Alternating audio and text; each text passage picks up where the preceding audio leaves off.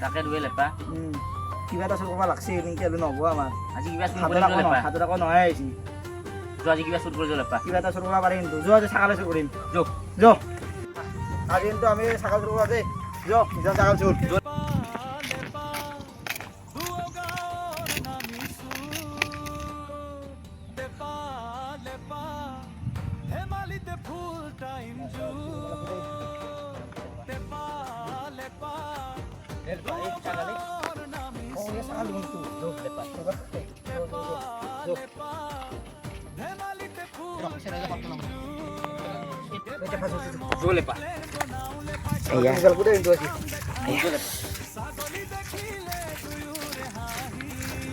মনে মনে থাকে